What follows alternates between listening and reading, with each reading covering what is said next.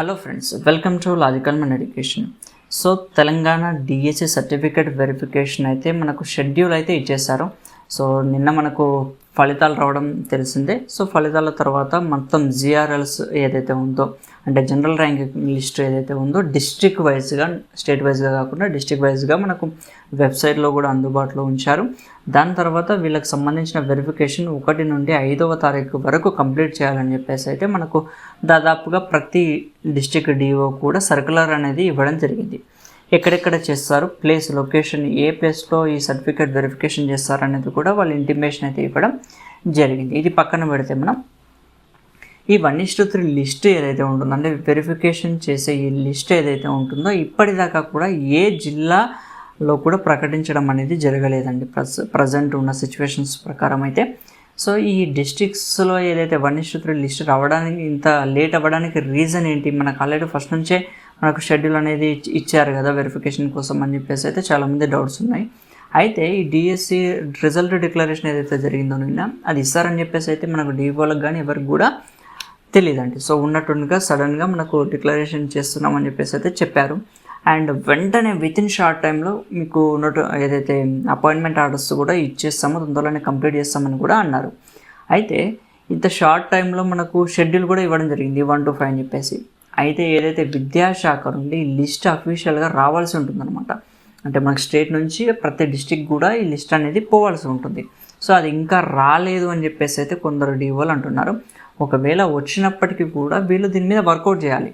అంటే 1:3 లిస్టు బయటకు తీయాలన్నమాట. ఏదైతే మనకు వెరిఫికేషన్ జరగాల్సి ఉంటుందో వాళ్ళందరి లిస్టును కూడా తప్పులు లేకుండా బయటకు తీయాల్సి ఉంటుంది.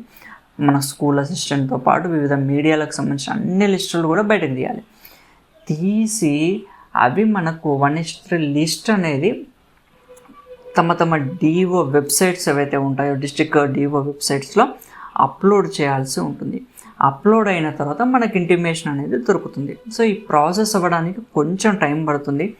అండ్ ఈవెన్ ఈ 5 డేస్లో ఈ 5 డేస్ ఏదైతే ఉందో ఈ 5 డేస్లో ఎవరికి ఎప్పుడు చేస్తారనేదే ఈ రోజున వీళ్ళు రావాలి, ఈ రోజున ఈ ర్యాంక్ వరకు రావాలని చెప్పి కూడా మనకి ఎక్కడ కూడా మెన్షన్ చేయలేదన్నమాట.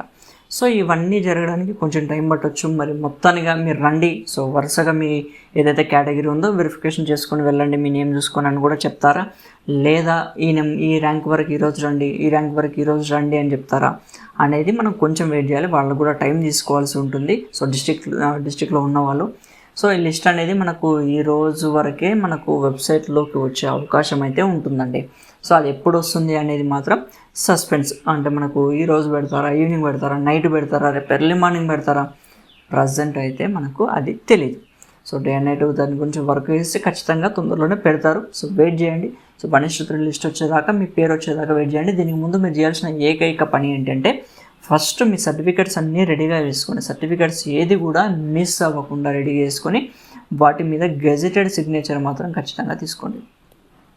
సో 2 సెట్స్ జిరాక్స్ తీసుకొని సో వాటి మీద గెజెటెడ్ సిగ్నేచర్ రెడీగా వేసుకొని మీ సర్టిఫికేట్స్ ఏవి కూడా మిస్ అవ్వకుండా మాత్రం రెడీగా ఉంచుకోండి. సో ఇది నేను చెప్పాల్సిన వెరీ ఇంపార్టెంట్ పాయింట్. ముఖ్యంగా బోనఫైడ్స్, అందులో కూడా ముఖ్యంగా 1 to 7 బోనఫైడ్స్ అనేవి చాలా ఇంపార్టెంట్ అండి. సో అవి అస్సలు మిస్ అవ్వకుండా చూసుకోండి. ఒకవేళ మిస్ అయితే రెసిడెన్స్ సర్టిఫికేట్ మీరు ఖచ్చితంగా ఉండాలి. సో లోకల్ స్టేటస్ అనేది దాని మీదే డిపెండ్ అయి ఉంటుంది కాబట్టి ఇవి మాత్రం చాలా ఇంపార్టెంట్. సో ప్రతిదీ కూడా మనకు అన్ని సర్టిఫికేట్లు ఏవి కూడా మిస్ అవ్వకుండా జాగ్రత్తగా చూసుకోవాల్సిన బాధ్యత మీది.